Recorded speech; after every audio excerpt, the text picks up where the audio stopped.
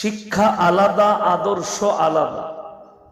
মানুষ এটাই জানে না যে বয়স দুনিয়াতে কমে যাচ্ছে, দুনিয়া কিয়ামতের দিকে এগুচ্ছে, কিয়ামতের আলামত গুলো প্রকাশ পেতে চলেছে, ছোট ছোট আলামত গুলো প্রকাশ পাচ্ছে।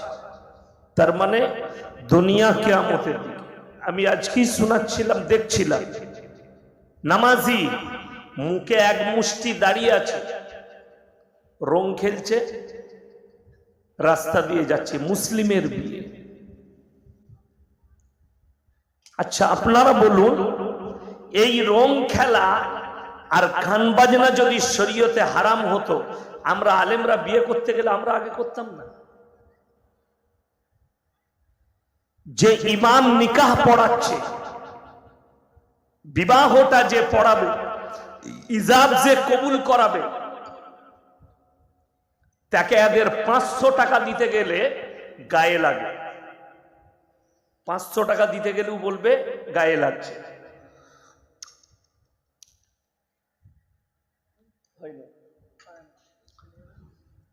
আমার ভাই, কেন ইমাম সাহেব যদি চেয়ে 500 টাকা নেয়, যে হ্যাঁ গো আর 500 টাকার যুগ আছে, বা 1000 টাকা দিলে ভালো হতো। হারামখোররা সকালবেলায় ফজরের নামাজ পড়বে ইমামের পেছনে, আর চায়ের দোকানে সমালোচনা করবে। ঠিক বললাম না ভুল বললাম? যে কেন 1000 টাকা বিয়ে বাড়িতে চেয়ে নিয়েছে, কিন্তু আমি একটা মুসল্লিকে দেখলাম না যে চায়ের দোকানে আলোচনা করতে এই হারামের আওলাদ হারাম কাজ করেছে, ওর বাড়িতে যেন কেউ বিয়েতে খেতে না যায়। তখন নামাজি, তাহাজ্জুদ গুজার, হাজি সাহেব, কাজী সাহেব সবাই খাচ্ছেন নুনো ডুবিয়ে। ঠিক বললাম না ভুল বললাম? গরুর গোশ রান্না করেছে আর ছাড়া যায়, ও হারাম হোক, যদি শুয়োরের গোশ রেঁধে দেয় তাও বিয়ে বাড়িতে খেয়ে দিবে। ন্যাংটো নাচুক আর গান বাজনা করুক, বাজবিচ নেই। তাকওয়া আলাদা, ঈমান আলাদা, তোমার জানা নেই। আজকে 17 বছর বিয়ে খাওয়া ছেড়ে দিয়েছি দাওয়াত দিলে। মৌলবীকে দাওয়াত দিচ্ছে, মাদ্রাসাওয়ালাকে দাওয়াত দিচ্ছে, অথচ এই ধরনের হারাম কাজ করছে। লাখ লাখ টাকার বাজি ফুটাচ্ছে। ছেলের বিয়ে, আমি কসম খাবো না, চ্যালেঞ্জ দিয়ে বলে গেলাম, সেই দাম্পত্য জীবন সুখী হতে পারে না, নেক সালে আওলাদ হতেই পারে না, তাদের নেক সালে আওলাদ হবে না, যাদের বিয়েতে হারাম কাজ হবে। আজকে মুসলমানদের বিয়ে হলে 100টা বিয়ের মধ্যে 80টা বিয়ে হারাম বিয়ে হচ্ছে, অবৈধ বিয়ে হচ্ছে। যদি কোনো বাপের বেটা মৌলবি আর বীরভূম ডিস্ট্রিক্টের কোনো মুফতি যদি ফতোয়া দেয় যে ইয়াসিন ভুল বলেছে, গান বাজনা করলেও বিয়ে অসুবিধা নেই, আমি বাই ক্যামেরা ক্ষমা চাইবো, বাই ক্যামেরা।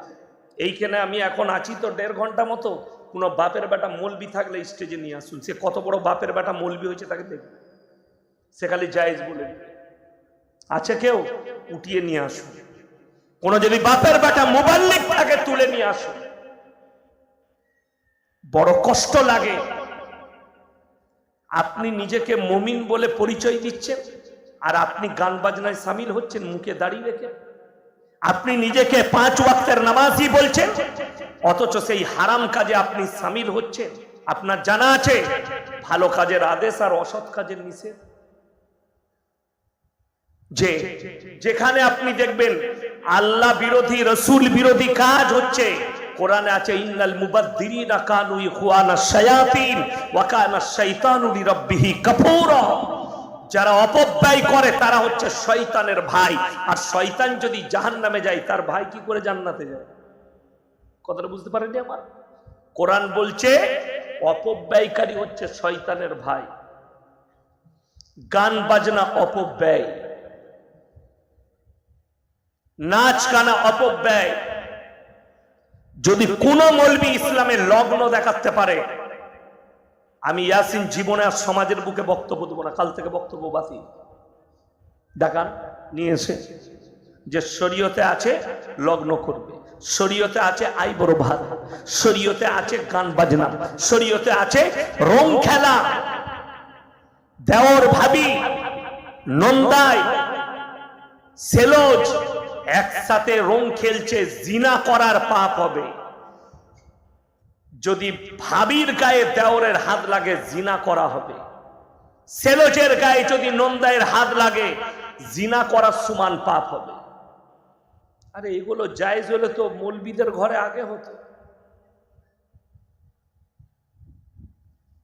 আমার যেদিনে বিয়ে সেই দিনে সকালবেলায় আমি এসছি মাদ্রাসা থেকে, তখন খাগড়াগড় মাদ্রাসার শিক্ষক। গোসল করলাম, জামাটা পরলাম, গাড়িতে চেপে চলে গেলাম নতুন জামা পরে নিকাহ করতে।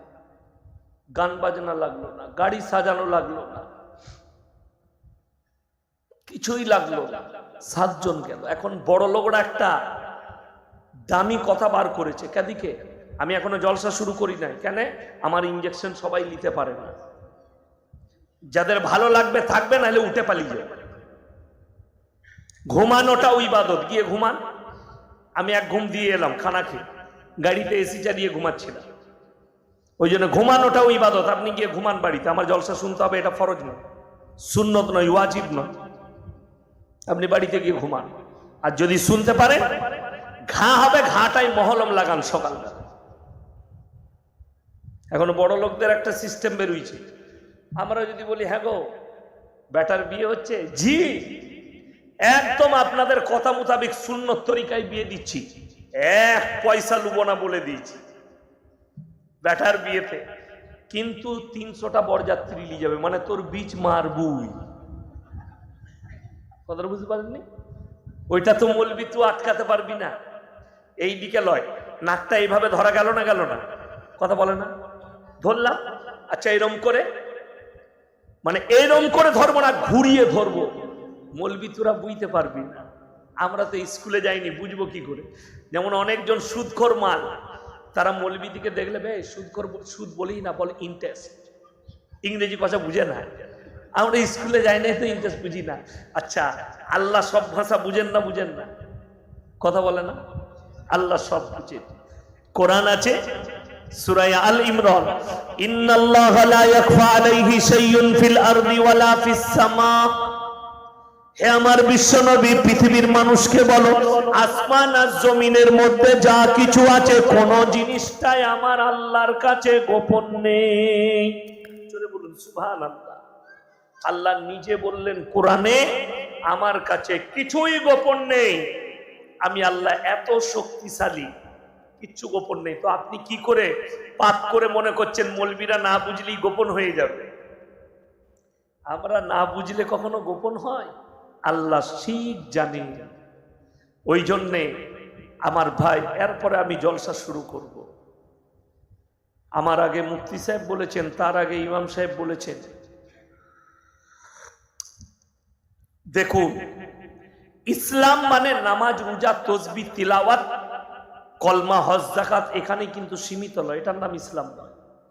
ইসলাম হচ্ছে মাথা থেকে পা পর্যন্ত পরিপূর্ণ একটা জীবন ব্যবস্থার নাম। সেই জীবন ব্যবস্থাটা রাসূল আকরাম, সকলে বলুন সাল্লাল্লাহু আলাইহি ওয়াসাল্লাম, এবং তিনার সাহাবীদের মতো হতে হবে। আমাদের চলার মাপকাঠি আল্লাহ রাসূল সাল্লাল্লাহু আলাইহি সাল্লাম এবং তিনার সাহাবীরা, সেইভাবে হতে হবে। সাহাবীরা কলমা পড়েছেন, কলমা থেকে আর সরার কোনো রাস্তা পাইনি। কিন্তু ভেবে দেখুন, আপনি নিজেকে মুসলমান বলছেন, এই গোটা বীরভূম ডিস্ট্রিক্টে আপনারা এতগুলো মানুষ বসে আছেন, এই গ্রামের বাইরে এলাকা থেকে এসছেন, কোন মুসলমানটা জানেন না? এটা সবাই জানে। প্রত্যেকটা মুসলমান নরনারীর জন্য দ্বীনি শিক্ষা অর্জন করা কি ফরজ। আপনি হিসেব করুন, 100 জনের মধ্যে 80 জনের কাছে দ্বীনি শিক্ষা নাই। ঠিক বললাম না ভুল বললাম?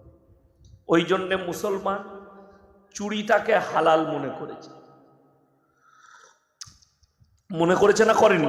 চুরি হালাল, সুদ হালাল, ঘুষ হালাল, মদ হালাল, গাঁজা হালাল, সমস্ত হারাম জিনিসগুলোকে আজকে মুসলমানরা হালাল ভাবছে। তার কারণ কি?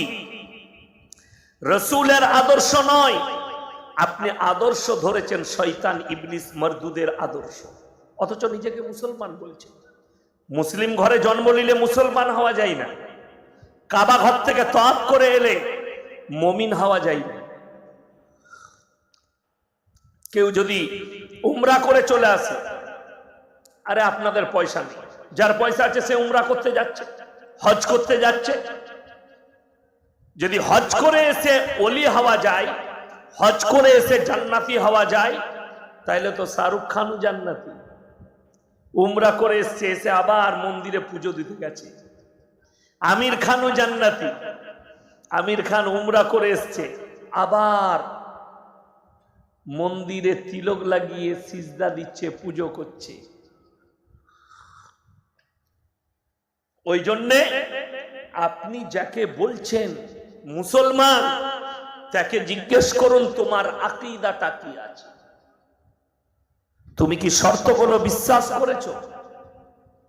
মাথা ঠুকাটা শর্ত নয়, মসজিদে গিয়ে মাথা ঠুকলেন এটা শর্ত নয়, মাথায় টুপি লাগিয়ে দাড়িটা রাখলেন এটা শর্ত নয়। আপনাকে মোবাইল খুলে দেখিয়ে দেবো, অনেক অমুসলিম ভিক্ষা করার জন্য মাথায় টুপি আর মুখে দাড়ি লাগিয়ে ভিক্ষা করছে। ঠিক বললাম না ভুল বললাম? ধরাও পড়ছে। আমাদের মতো মৌলবি সেজে অনেকজন আদায় করছে, বদনাম কার? মৌলবিদের। ঠিক বললাম না? তো এটা কিন্তু শর্ত নয়, শর্ত কোরআনে আল্লাহ দিয়েছে। কি শর্ত আছে? লাইসাল বিররা আন তুওয়াল্লু বুজুহাকুম কিবালাল মাশরিকি ওয়াল মাগরিব ওয়ালাকিন্নাল বিররা মান আমানা বিল্লাহ। পূব কিংবা পশ্চিম দিকে মাথা ঠোকাটা শর্ত নয়। এক নম্বর শর্ত আল্লাহ যেটা রাখলেন, আল্লাহর উপরে প্রকৃত বিশ্বাস। সবাই আনবো, জোরে বলুন ইনশাআল্লাহ। আল্লাহর উপরে প্রকৃত বিশ্বাস আনলে বিশ্বাসটা কেমন হবে? যতগুলো হারাম আল্লাহ হারাম বলেছেন সেগুলোকে হারাম বলে বিশ্বাস করা। যে মুসলমান সুদ খাচ্ছে সে আল্লাহকে বিশ্বাস করে না। ঠিক বললাম না ভুল বললাম? কেন? আল্লাহ কোরআনে স্পষ্ট বলেছে, ওয়াহাল্লাল্লাহুল বাইয়া ওয়া হারামার রিবা, ব্যবসাকে হালাল করেছি, সুদকে হারাম করেছি। আমি একটা জলসায় বলেছি যে প্রত্যেকটা ইমামের দরকার ইমামতির সাথে সাথে ব্যবসা করা। ব্যবসা নবীজির সুন্নাত। ব্যবসা কি? নবীজির সুন্নাত। ইমামদের উচিত ব্যবসা করা। আল্লাহ হালাল করেছে ব্যবসা করা। ইমামদের কাছে যখন সচ্ছলতা আসবে, আমি বলে যাচ্ছি মুক্তাদির পরিবর্তন আসবে। কেন? ইমাম জুম্মায় দাঁড়িয়ে খুতবা দিলে, বয়ান করলে বুক ফুলিয়ে কথা বলবে। কেন? তোমার চাকরির পরোয়া করি না, আমার ব্যবসা আছে, আমার একটা রাস্তা আছে। আমাদের সমাজের লোক মনে করেছে ছেলেকে আলেম হাফেজ করবি, মাদ্রাসা মসজিদে চাকরি করবে। কে বলল মাদ্রাসা মসজিদেই চাকরি করতে হবে? কে বলল আপনাকে? আলেম হওয়ার পরে, হাফেজ হওয়ার পরে? আরে হাফেজ হয়ে আলেম হয়ে টোটো চালাবে, কিন্তু মানুষের সামনে কথা বললে হকটা বলবে। তা বলে এটা নয়। আরে ইমামতি করবেন, আপনি জোহরের আগে পর্যন্ত টোটো ভাড়া খাটান।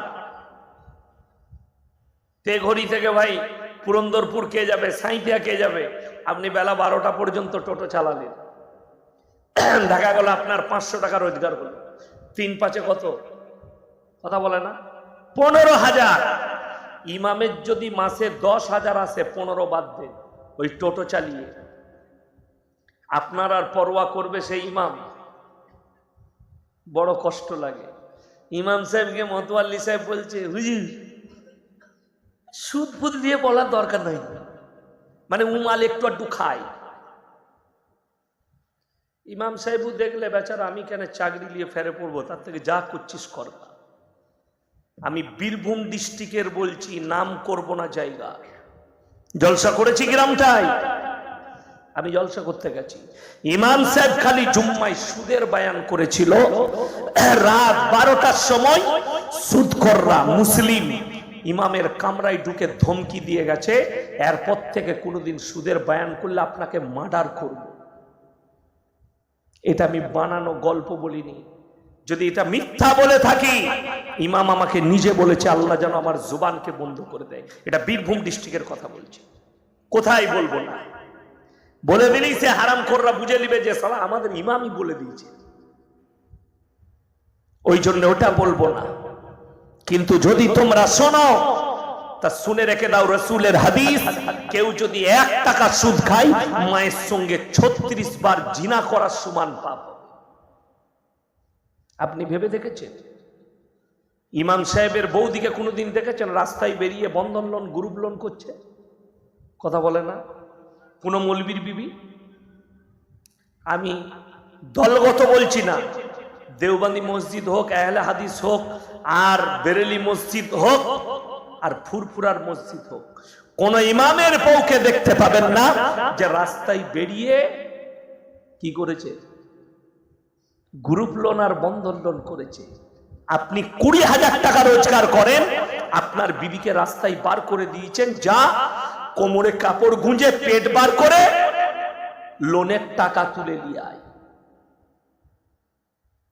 বড় কষ্টের বিষয়। এই বয়ান করার কারণেও লোকে গাল, কাকে ইয়াসিনকে মেয়েরা। আমি বর্ধমানে আমাদের এই ঠিক ভাতার আর মঙ্গলকোটের কাছে একটা গ্রাম আছে, আমি জলসাই দাওয়াত দিল, 1 বছর আগের ঘটনা বলছি। তো আমি গ্রুপ লোনের লেগে বলেছি, যেমন দেখবেন মেয়েদের একটা খুব ভালো সিস্টেম, অনেকজন ম্যাডাম হতে পারে নাই, 10টা করে মেয়ে গ্রুপ করে, আর তাদের মধ্যে একজন হেড হয়, আর ওই 9টা মেয়ে তাকে ম্যাডাম বলে ডাকে। আসছে মনে করো আমার বিরাট ব্যাপার, এমনি ম্যাডাম হতে পারে নাই, সুদ খাওয়ার ম্যাডাম হয়েছে না। তো আমি এই বয়ান করেছি, আমার ফুফুইতো বোন আবার আমার 1.5 শ্বাস বোম্বাইয়ে থাকে, কি বললেন কিবরিয়া মন্ডল নাম, বিরাট ব্যবসা আছে এম্বুটারি মুম্বাই। তো সে বাড়ি এসছে, আর ওটা আবার আমার ফুফ শাশুড়ির ছেলের সাথে বিয়ে হয়েছে রাজীপুরে। তো এই মেয়েটার বাপের বাড়ি ওখানে, সে গেইছে, দেখা হয়েছে, দিয়ে বলেছে ইয়াসিন আমার মামাইতো ভাই হয়, আবার আমার ছোট বোনের সাথে বিয়ে হয়েছে, বোন জামাই। বলেছে ইয়াসিন সাহেব বাজে লোকলো, ও খুব মেয়েদের খিত্তে বার করে, ভালো বক্তা লয়। আমার 1.5 শ্বাস বলেছে ওই জন্যই 1 বছর ডেট খালি নাই। কথার বুঝতে পারেনি? তো আমাকে বললে ভাই এরকম এরকম বলছিল, আমি খোঁজ নিয়ে দেখো, খালা আমার হেড মনে হয়। খোঁজ নিয়েছে, হ্যাঁ, বলছে গ্রুপের হেড মাস্টারও। আমরা তাহলে তো গাল দিবি আমাকে। বড় কষ্ট লাগে মা, তুমি যেমন একটা পুরুষ, সে যদি জিনা করার পাপ হয়, তুমি কখনো আপেল খাবার পাপী হবে না, তুমিও জিনা করার পাপী হবে। বেঈমান কাফের, এদের মেহনত, এরা কামিয়াবি লাভ হয়েছে, আমরা আমাদের মেহনতে কামিয়াব হতে পারিনি। জলসা করে, দাওয়াত তাবলীগ করে, মেহনত করে, জুম্মাই বয়ান করে কোনো ফায়দা হয়নি। কেন? জলসা শুনতে আসে মায়েরা কিসের জন্য? আজকে অনেকগুলো মেয়ে, আপনারা এটা কি লাইভ টেলিকাস্ট হচ্ছে? হ্যাঁ, ওইখানে দিয়েছে। যাই হোক, বেচারাও কিছু টাকা পাবে, আমিও পাবো, হ্যাঁ মাইকওয়ালাও পাবে। জলসা বন্ধ করেন না, জলসাটা করবেন, আমাদের বাজার চলবে নাকি গো? হ্যাঁ, কিন্তু গোলমালটা বলে দিই, জলসা যা হচ্ছে হচ্ছে, এরা খালি দেখতে আসে কোন বক্তার সুর কেমন। হ্যাঁ, কেউ যদি 3 কিলোমিটার সুর করে বক্তব্য দেয়, বলবে কি বক্তালো, কি সুরলো, বলে বুঝলি কিলো, বলে বুঝি নাই কিচ্ছু, ও তো সুর শুনতে এলো, বুঝবে কি? বুঝলেন? তা না হলে আমাদের দেশে বক্তা চলে, আমার বাবাজিরা মায়েরা এই তো বাবাজিরা মায়েরা করে লম্বা 3 কিলোমিটার ট্রেনে বক্তব্য দিচ্ছে, সমাজও কিছু বুঝে নাই, সেও কিছু জানে না, খালি কার গল্প? দাদার গল্প, পীরের গল্প, অমুকের গল্প, গাছের গল্প, এই গল্প। সমাজকে হিদায়তমূলক কথা তাদের কাছ থেকে নেই, আর না সমাজ আজকে হিদায়তমূলক কথার উপযুক্ত আছে। যদি থাকতো আজকে আপনাদেরকে বলে যাচ্ছি, মৃত্যু অনিবার্য, ইস্তেগফার করুন। আল্লাহ জীবনের যতগুলো পাপ আছে আমার পাপ মুক্ত জীবন করে দাও, যাতে আমার কবর আসান হয়, কিয়ামতের ময়দান আসান হয়। রাসূল আকরাম সাল্লাল্লাহু আলাইহি সাল্লামের হাদিস, মুসান্নাফ ইবনে আবু শাইবার হাদিস, তোমরা যে মসজিদগুলো দেখতে পাচ্ছ, কিয়ামতের পূর্বে মসজিদগুলো নামাজিতে ভরে যাবে, ভর্তি হয়ে যাবে। সাহাবীরা বললেন, ইয়া রাসূলুল্লাহ, সেই নামাজিরা কেমন নামাজি হবে? আল্লাহর হাবিব বললেন, তারা নামাজিগুলো হবে সুদখোর নামাজি, তারা সবাই সুদ খাবে আর বড় বড় অট্টালিকা বাড়ি বানাবে, বড় বড় শপিং মল বানাবে, মুমিন কেউ থাকবে না। চোখের পানি ফেলান, আপনার দিল যদি পরিষ্কার, আপনি যদি মুমিন হয়ে থাকেন, কিয়ামতের পূর্বে ঈমানকে টিকিয়ে রাখা দুটাই হবে। কচু পাতার উপরে পানি দেখেছেন, টিকে না পড়ে যায়? কথা বলেন, পড়ে যায়। বর্তমানে মুসলমান নারী পুরুষের ঈমানটা কচু পাতার উপরে পানি থাকার মতো অবস্থায় আছে, যে কোনো সময় ডিসব্যালেন্স হলেই পড়বে। কেন? বেঈমান কাফের আপনাকে চারিদিকে ঘিরে ধরেছে, চারিদিকে। নামাজি বাড়ছে, যুবকরা নামাজও পড়ছে, পাপও করছে, যুবকরা নামাজও পড়ছে, পাপও করছে। মুসলমান নামাজও পড়ছে, সুদ খাচ্ছে, আপনার পরকিয়া করছে, নাজায়েজ কাজ করছে, হারাম কাজ করছে। আমি কেন বললাম? মুখে এক মুষ্টি দাড়ি, রং খেলছে, নামাজও পড়ে, সে 5 ওয়াক্তের, আমি তাকে চিনি, 5 ওয়াক্তের নামাজও পড়ে, অথচ সে হারাম কাজে লিপ্ত। সে জানেই না ওই জায়গায় আমার পা রাখাটাই হারাম, ওই জায়গায় যাওয়াটা সাপোর্ট করা তার মানে আমি গুনার মধ্যে লিপ্ত আছি। ওই মুসলমান জানেই না এই বিয়েটাই গান বাজনা করার কারণে আল্লাহ তোমার বিয়ের বরকতটাই কেড়ে নেবে, সমস্ত কিছু কেড়ে নেবে, তোমার সংসারের সুখ পর্যন্ত কেড়ে নেবে। দৌলত থাকলে ভালো মন্দ খাওয়া যায়, দৌলত থাকলে সুখী হওয়া যায়, টাকা থাকলে সুখী হওয়া যায়, সম্পদ থাকলে সুখী হওয়া যায়। তাকিয়ে দেখুন গোটা পৃথিবীর দিকে কার কত সম্পদ। বাবা সিদ্দিকী, মুম্বাইয়ের নামি জানি একজন নাম, বাবা সিদ্দিকী গুলি করে হত্যা করে দিয়েছে। সলমান খানের মতো আর্টিস্ট বাড়ি থেকে বেরোতে পারে, 50টা পুলিশ তার বাড়ির পাহারা দিচ্ছে, সিসি ক্যামেরা, ঘোড়া টোপে গোটা বাড়ি ঘেরে দিয়েছে গ্যালাক্সি অ্যাপার্টমেন্ট ভয়ে। টাকার কি মূল্য আছে? বিবির পাশে শুতে পাই না, সেই টাকার মূল্য কি আছে? রাতের বেলায় মদ খেয়ে এসে টাউনশিপে বাস করে, বিবি শুয়ে আছে পালঙে কুকুর নিয়ে, আর ই শুয়ে পড়লো আন্ডারপ্যান্ট পরে সুপার উপরে। সুখ কি আছে? আর আপনি পুরন্দরপুর বাজারে সবজি বিক্রি করে সারাদিন, সন্ধ্যাবেলায় বাড়ি এসছেন দোকান বন্ধ করে, একটু শাক ডাল বাড়িতে রান্না হয়েছে, ডাল আলু, একটু কচু সানা হয়েছে, একটু মাছ আলু দিয়ে রান্না করেছে, এক দস্তরখানে এশার নামাজ পড়ে স্বামী স্ত্রী একসঙ্গে খেলেন, আর এক বিছানায় ফজর পর্যন্ত গলায় হাত রেখে ঘুমাতে পারলেন। আল্লাহর কসম তুমি সুখী আর কোটি টাকার মালিক। যে রাতের বেলায় বিবির পাশে শুতে পাই না, তার থেকে দুঃখ আর কিচ্ছু নেই।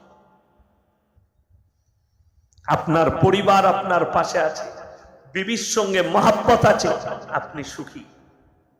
আপনার পরিবারের সঙ্গে মহব্বত আছে, আপনি সুখী। কিন্তু 1000 কোটি টাকা ব্যালেন্স থাক, যদি বিবির সঙ্গে মহব্বত না থাকে, তার থেকে বড় দুঃখী পৃথিবীতে কেউ নাই। যত টাকাই থাক, যদি স্ত্রীর সঙ্গে মিল মহব্বত, প্রেম প্রীতি ভালোবাসা না থাকে, ভাতৃত্ব না থাকে, কি দাম সেই সংসারে? আপনারা কি মনে করছেন টাকায় সম্মান পাওয়া যায়? ভুল, রং কথা। টাকায় সম্মান যারা ভাবছেন, এটা ভুল কথা। টাকায় সম্মান নয়। কোরআনে আছে ওয়া তুইজ্জু মান তাশা ওয়া তুযিল্লু মান তাশা বিয়াদিকাল খায়র ইন্নাকা আলা কুল্লি শাইইন কাদির। ইজ্জত আর জিল্লাতের মালিক আমি আল্লাহ। আমি যাকে আল্লাহ ইচ্ছা করব তাকে ইজ্জত দান করব, যাকে ইচ্ছা করব বেইজ্জতি দান। আপনারা তাকিয়ে দেখেন, টাকায় সুখ যদি জিজ্ঞেস করতে যাও টাকায় কি সুখ আছে, কলকাতা চলে যান, প্রেসিডেন্টি জেলে পার্থবাবুকে জিজ্ঞেস করে আসুন, স্যার টাকায় কত সুখ, উনি বলতে পারবেন। 250 কোটি তার গার্লফ্রেন্ডের রুম থেকে বেরিয়েছে, 250 কোটি টাকা দাম পেয়েছে, কটকটে নোট, জেলের কুঠরিতে বসে আছে, পুরা রুটি খেতে হচ্ছে, তার নাম আল্লাহ। আপনি আপনার ইমামকে 5000 বেতন দেন, দস্তরখান আলাদা। আমরা জলসায় যাওয়ার আগে ফোন জিজ্ঞেস করে নিচ্ছে, হুজুর কি খাবেন, কি রাখবো। আর আল্লাহ আমাদের তকদিরে লিখেছে লোকের ঘরে খাবি। কথাটা বুঝতে পারেননি? তকদিরে লিখে দিয়েছে লোকের ঘরে খাবি। আমাদের দস্তরখান লোকের ঘরে। পড়ার জীবনটা মাদ্রাসায় কেটেছে, ডাল আলু পুঁইশাক। আজকের জিন্দগিটা তাকিয়ে দেখুন, মাদ্রাসার তালবিল ইলমের প্লেটে পুঁইশাক ডাল আলু থাকবে। আপনি সিউড়ি মার কাজে যাবেন, আপনাকে খাঞ্চাই ভাত দিবে 4 জন বসে, ঠিক কিনা কথা বলুন? কিন্তু 4 জন বসে খাবে, সেখানে খালি ডাল আলু দিয়ে দিয়েছে। আপনি যখন খাবেন সুবহানাল্লাহ বলে, বিসমিল্লাহ বলে, দোয়া পড়ে, সেই খাবারটা মনে হবে বাড়ির দেশি মুরগির থেকেও টেস্টি। ঠিক বললাম না ভুল বললাম? আপনি খেয়ে দেখবেন একদিন গিয়ে। কোনো আশেপাশে মাদ্রাসা থাকলে সকালবেলায় গিয়ে দুপুরের খানাটা খান। আমাদের মাদ্রাসায়, যদিও আমরা বাপ বেটা খাই না, সকাল থেকে মাদ্রাসায় থাকি, অনেক বড় লোকরা আসে আমাদের কাছে, ধনীরা। তা একজনকে একদিন 1 কাপ ডাল আলু পুঁইশাক ঘ্যাঁট করেছে, আমাদের একটা কাপে করে নিয়ে আইতো, ভাই একটু খাও। না না খেয়ে দেখো। খেয়েছে, এত মজা। কিন্তু বউ রাঁধলে মজা হবে না। ইখলাস। হাদিস শোনাবো আপনাদেরকে, যারা আল্লাহর রাস্তায় দিনের পথে থাকবে, রাসূল বললেন মৃত্যুকাল পর্যন্ত আল্লাহ তাদেরকে ইজ্জতের রুজি দান করবেন। জোরে বলুন সুবহানাল্লাহ। আপনি দিনের উপরে প্রতিষ্ঠিত হন, বাড়িতে ইসলাম নিয়ে আসুন, নিজের মধ্যে দিনদারি নিয়ে আসুন। আল্লাহর কসম করে বলছে আপনি রুজিতে বরকত পাবে। বরকত মানে এটা নয় কোটি টাকার ব্যালেন্স। বরকত মানে মৃত্যুকাল পর্যন্ত আপনার কাছে ইজ্জতের রুজি। সেটা ডাল আলু হতে পারে, পুঁইশাক আলু হতে পারে। ইজ্জতটা কি? কারুর কাছে ভিক্ষা করে নয়, কারুর কাছে হাত পেতে নয়। মাথায় রাখবেন আমার ভাই, বড় দুঃখের সঙ্গে আপনাদেরকে বলে যাচ্ছি, আপনি ইসলামটাকে বুঝতেই পারেননি মাথা থেকে পা পর্যন্ত। রাসূল আকরাম সাল্লাল্লাহু আলাইহি সাল্লাম যে ইসলাম নিয়ে এলেন, আজকে সেই ইসলামটাই আপনার আমার কাছে নেই, বিকৃত হয়ে গেছে। কেন? আপনি ফলো করছেন শয়তান ইবলিস মরদুদ দিকে। আপনার চলার রাস্তাটাই হয়েছে ওটা। বেঈমান কাফেররা এমন একটা মেহনত চালিয়েছে যে কামিয়াবি লাভ করেছে। যারা আমার বাবাজি বসে আছেন, আমার বাপের বয়সী, দাড়ি পেকে গেছে, 50-60 হয়ে গেছে, 70 হয়ে গেছে, তারা কান খুলে শুনে যান। এমন একটা যুগ ছিল এই বাপ দাদুদের যুগটা। এখনকার ছেলেরা তো 2 দিন নামাজ পড়ে বলে আমার বাপ কিছু জানতো না বে, আমি হাদিস জানি। তুই কি হাদিস জেনেছিস বে?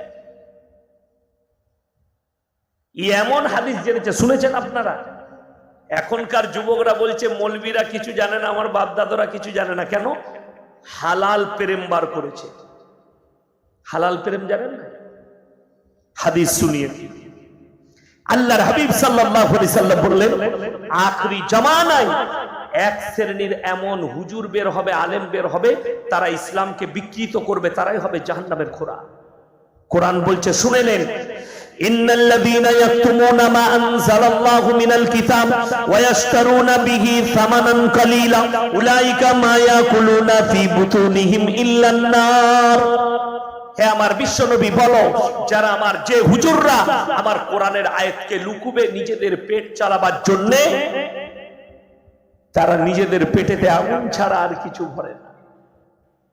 বাংলাদেশের একটা হুজুর বেরিয়েছে, সে হচ্ছে প্রেম বিশেষজ্ঞ। প্রেম বিশেষজ্ঞ বুঝেন? যুবকরা চিনে থাকে, তার নাম হচ্ছে আবরারুল হক আসিফ। সে কিন্তু কোনো মৌলবি লয়, ও হচ্ছে কাঠ মৌলবি। কি বুঝলেন? ঝাঁটা জুতো খাবে কবরে। প্রেম বিশেষজ্ঞ, প্রেমের প্রমোট করাচ্ছে। যে কে বলল প্রেম জায়েজ নেই? কে বলল প্রেম করা যাবে না? বলছে যাকে তোমার ভালো লাগবে তাকে তাড়াতাড়ি প্রপোজ করে দাও। এই প্রপোজ শব্দটা আমার বেরুচ্ছে না, বহুত কষ্ট করে শিখেছি। হ্যাঁ, আমরা তো জীবনে এসব জানতাম না। এই প্রপোজ শব্দটা শিখতে হয়েছে আমাকে। নাউজবিল্লাহ। বলছে যে মেয়েটাকে ভালো লাগবে, তোমার একে পছন্দ হলো, তাকে প্রপোজ করে দাও। জাস্ট সেটাই তোমার জন্য সার্টিফাই, সেই মেয়েটাই তোমার জন্য যথেষ্ট। আমি তাকে উত্তর দিয়েছি, তোর মা যদি বাজারে যায় আর আমার যদি মনে হয় একে ভালো লাগলো, তোর মায়ের সাথে বিয়ে দিবি আমার? হারামখোর। ইসলামটাকে বিকৃত করে রেখে দিয়েছে। এখন আবার হালাল প্রেম শুনবেন। প্রেম আর প্রেমিকা দুজনাই নামাজি। ফোন করে বলছে আসসালামু আলাইকুম, সোনা ভাত খেয়েছ? তুমি খেয়েছ জান?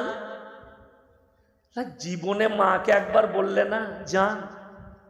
প্রেমিককে বলছে জান। সারা রাত গল্প করছে। ফজরের সময় আজান হচ্ছে, বলে তুমি নামাজ পড়বে না ফজরের? বলে হ্যাঁ, আজান হয়েছে, আমিও পড়তে যাব, তুমিও পড়ে নাও। বললে হ্যাঁ। বলে রাখছি শোনা? বললে হ্যাঁ রেখে দাও, একটা দিবে না?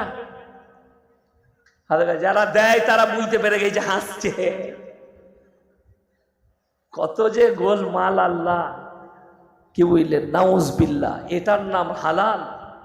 আজকে আমাদের পরিবার, বাবা মা এই জিনা করার পাপের দায়ী হবে। আপনি ইসলামটাকে কি ভেবেছেন শুনেলেন? মনে করেছেন দায়ী সারা। যারা দাড়ি টুপি নামাজি আছেন তারাও শুনে যান, মসজিদ কমিটি শুনে যান। পশ্চিম বাংলার যে মসজিদ কমিটিরা শুনছেন দেশ বিদেশের, তারা শুনেন। যারা আমার বক্তব্য শুনেন তাদেরকে বলে যাচ্ছি যে আপনারা কতটা ইসলামের প্রতি দুর্বল। একটা টিউশন মাস্টার ইংরেজি পড়াবে আপনার ছেলেকে, বেতন কত বললে মাসে 500 দিতে কোনো দ্বিধাবোধ নেই। স্যার খুব ভালো ইংরেজি পড়ায়, 500 টাকাই দেবো, আমার ছেলেকে ইংরেজি পড়াবে। অঙ্কর মাস্টার 700 টাকা নিবে মাসে, বললে তাই আমার ছেলেকে ভালো করে অঙ্ক শিখিয়ে দাও। ঠিক বললাম না ভুল বললাম? কিন্তু দুঃখের বিষয়, পৃথিবীর শ্রেষ্ঠ কিতাব কোরআন মাজিদের শিক্ষা একজন ইমাম, একজন আলেম দিবে, তার লেগে আপনার পকেটে 10টা টাকাও জুটে না। তখন বলছে যে আরে কোরআন শিক্ষা করতে গেলে কে বললে কোথায় লেখা আছে পয়সা লাগবে? বে মাস্টারি করলে কোথায় লেখা আছে যে পয়সা বেতন দিতে হবে? আমাকে দেখা কোন হাদিসে লেখা আছে? তখন বলছে খরচা করে মাস্টার হয়েছি, বেতন না নিলে হয়? ইমানদারির সঙ্গে বলবেন, একটা ইমাম 24 ঘন্টা ডিউটি করে, তাকে 10,000 টাকা বেতন দিতে আপনার লজ্জা লাগে, আপনার শরম হয়, আপনার বিবেকে বাধা দেয়। আর একটা মাস্টার 4 ঘন্টা ডিউটি করছে, মাসে 70,000 বেতন নেয়। একটা প্রশ্ন সমাজ তুলে না, এর থেকে জাতি খারাপ আর কাকে বলবে? পেটে ভাতে মুয়াজ্জিন রেখেছে। কিসে? পেটে ভাতে। বলে মসজিদে একটা মুয়াজ্জিন রাখবো পেটে ভাতে। ওই জন্য আমাদের দেশে যে আজানগুলো হয়, মাঝে মাঝে আমি অনেক জায়গায় জলসায় যাই, তো আমি আপনাদের এখানে আজান শুনিনি বলবো না, বহু জায়গায় আজান শুনে গাড়িতে বসে বসে মাঝে মাঝে হাসি। আমি, আমার ম্যানেজার, ড্রাইভার, হাসি লাগে। কেন? পেটে ভাতে মুয়াজ্জিন। পাড়ার চাচা আজান দিবে, চাচা তুমি 3 বেলা নাস্তা, দুপুরে ভাত আর রাতে খাবে, আর মসজিদে ঝাড়ু আর আজানটা দিবে। চাচাও দেখলে এই বয়সে আর কি কাজ করবো, তো ওটাই ভালো। চাচা এখন আজান দিচ্ছে, আল্লাহু আকবার, আল্লাহ।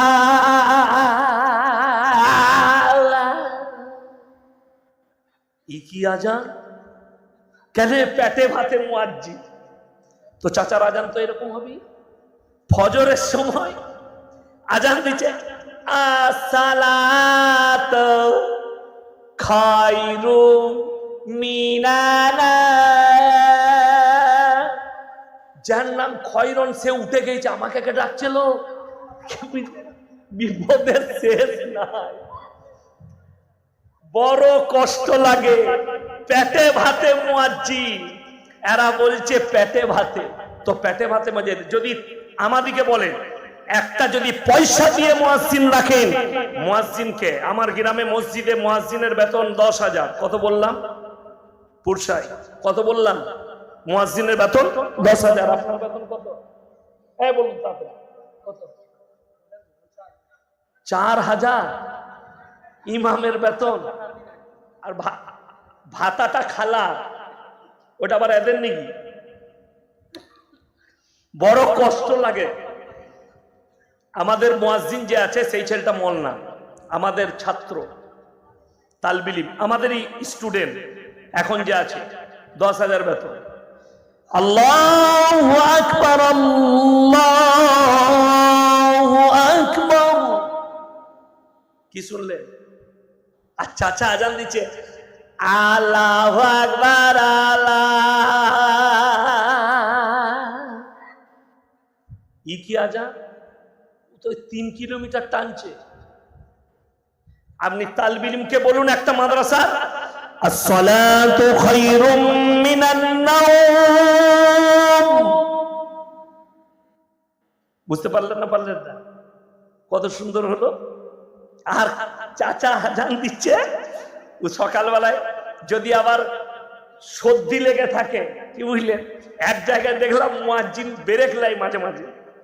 চাচা কি বুঝলেন, আল্লাহু আকবার,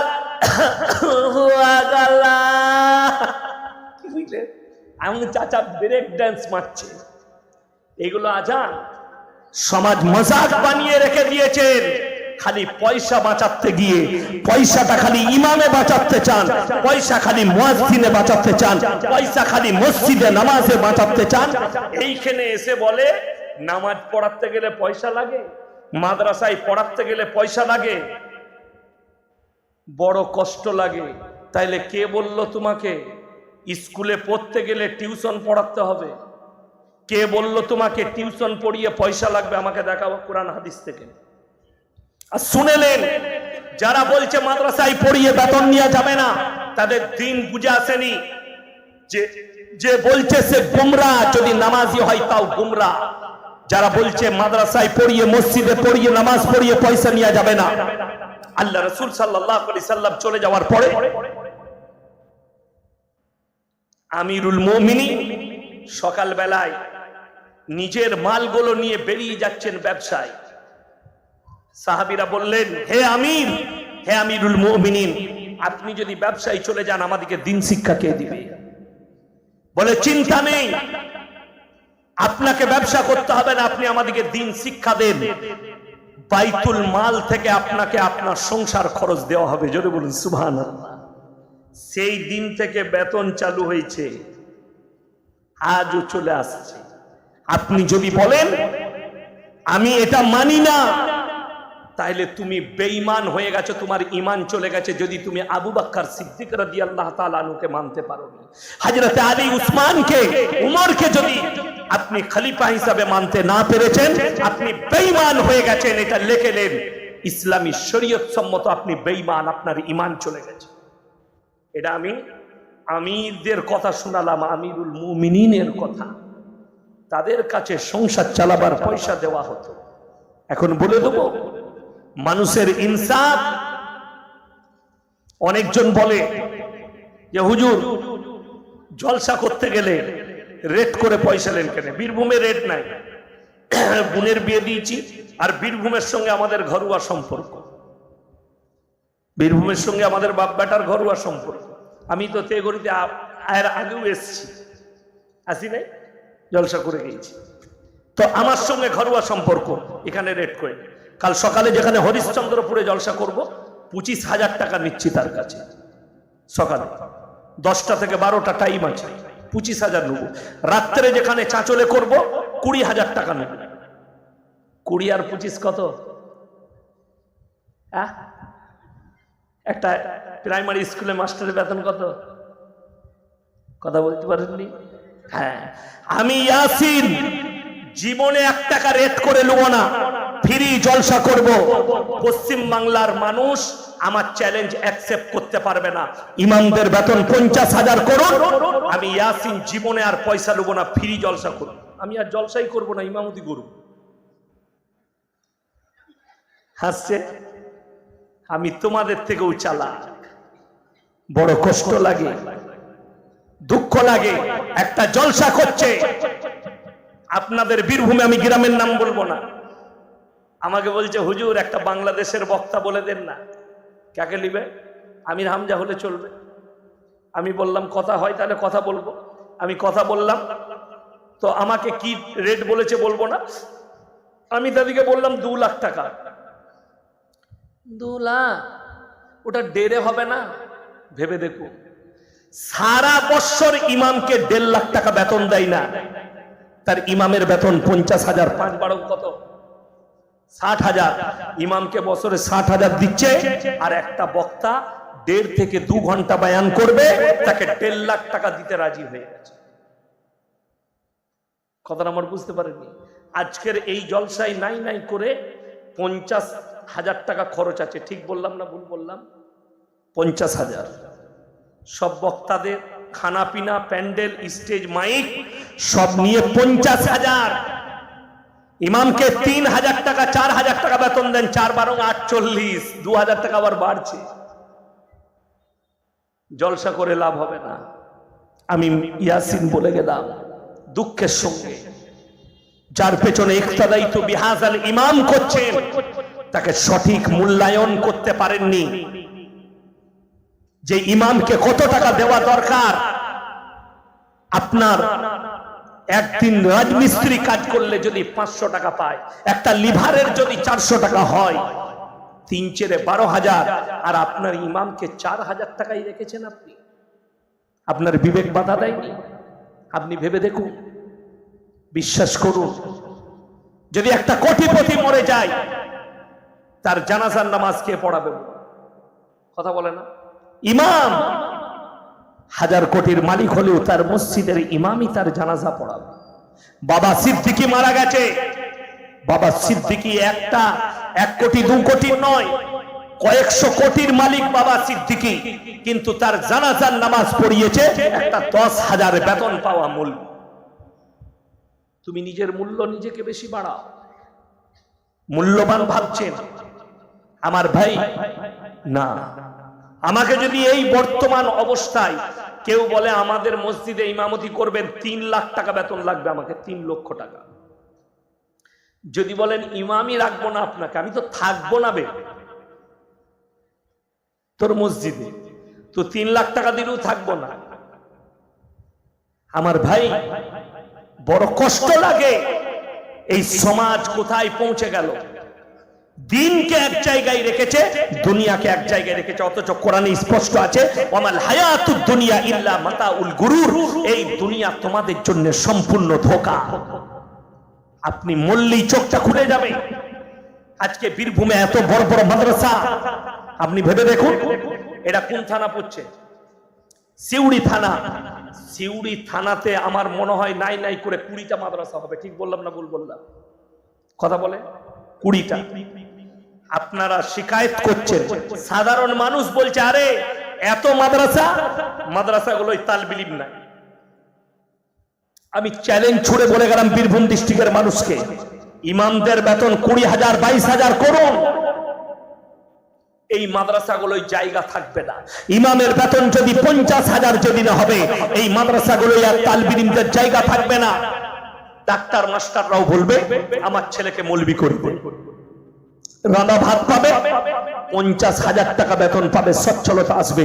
আজকে একটা মাদ্রাসা মসজিদের ইমাম, একটা আলেম, সে কষ্ট করেও হলেও, নিজের পেটে পাথর বেঁধে হলেও নিজের ছেলেকে কেন ডাক্তার করতে চাইছে, কেন মাস্টার করতে চাইছে, কেন প্রফেসর ইঞ্জিনিয়ার করতে চাইছে? আপনারা ইমানদারির সঙ্গে বলবেন, সিউড়ি মার কাছে গিয়ে আপনি তালিম শুনে আসছেন, মসজিদে বসে তালিম শুনছেন, মুখে দাড়ি রেখে নামাজ পড়ছেন, আপনার অনিয়া আছে ইসলামের প্রতি, আপনার ছেলেকে আলেম করতে পারলেন না, আপনার ছেলেকে মৌলবি মুফতি করতে পারলেন না। তার কারণ একটাই, আপনার ছেলেকে ডাক্তার করছেন কেন? মৌলবি করলে 5,000 বেতন পাবে, আর ডাক্তার করলে 70,000 1 লাখ বেতন পাবে।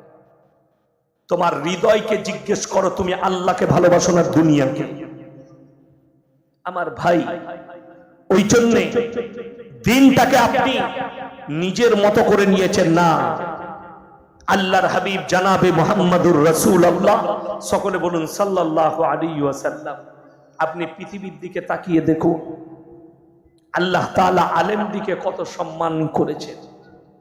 টাকা না দিতে পারেন, পয়সা দিতে না পারেন, আলেমদের ইজ্জত আল্লাহ আলাদা দিয়েছেন, আলাদা ভাবে দিয়েছেন। কেন জানেন? ইন্নামা ইয়াখশাল্লাহ মিন ইবাদিহিল উলামা। আমার নবী আর পয়গম্বরের পরে সব থেকে বেশি যারা আমাকে ভয় করে তারা হচ্ছে উলামা সম্প্রদায়, আলেমরা। গোটা পৃথিবীটা নামাজি মুসল্লি হয়ে যাবে, কিন্তু মাথায় রাখবেন, কান খুলে শুনেলেন, গোটা পৃথিবী নামাজি মুসল্লি হয়ে যাবে, কিন্তু যদি আলেম হাফেজ কারি মুফতি সমাজে না থাকে, দ্বীনের হিফাজত করার ক্ষমতা কারণ। এটা চ্যালেঞ্জ ছুড়ে বললাম, কলম থাকে তা নোট করুন। ফিতনা শুনে নেন, কিয়ামত কেন কাছে বলছি। আমি বীরভূমে সেদিনে গিয়েছিলাম, ইলেম বাজারের কাছে। তার আগে আপনার আমার জলসা ছিল বীরভূমি, ওই সিউড়ির কাছাকাছি। আমাকে প্রশ্ন লিখে দিয়েছে, আমি প্রশ্নটা পড়ে হাইরান। স্টেজে দিচ্ছে এরকম প্রশ্ন। কি প্রশ্ন এসছে? হুজুর, আমরা বিপদে আছি। কিসের বিপদ? তবলিগ জামাতের দুটো দল, কোন দলকে ঢুকতে দেবো আর কোন দলকে দেবো না। এই প্রশ্ন বীরভূম ডিস্ট্রিক্টে হয়েছে আমার কাছে। ফেসবুকে জলসাটা ভাসছে, এমডি রিজওয়ান মিডিয়ায় ভাসছে জলসাটা। আমি উত্তর দিয়েছি যে কেন? বলছে এই দলটা বলছে ওকে ঢুকতে দিও না, ওই দলটা বলছে ওকে ঢুকতে দিও না। এই সপ্তাহের কথা বলছি, বীরভূম ডিস্ট্রিক্টই হয়েছে। কি হয়েছে? দুটো সুরাওয়ালাও এসছে আর সাতসাবওয়ালাও এসছে। তো একদল বলছে এটা শেষ হলে তবে ওদিকে ঢুকতে দেবো, নাহলে দেবো না। গ্রামে দ্বন্দ্ব, মারামারি। আমি বললাম, উত্তর দিয়েছি, আজকে আবার আপনাদের কাছে উত্তর দিয়ে যাচ্ছি। যারাই ফিতনা করছে, কোরআনে আছে আল ফিতনাতু আশাদ্দু মিনাল কাতল।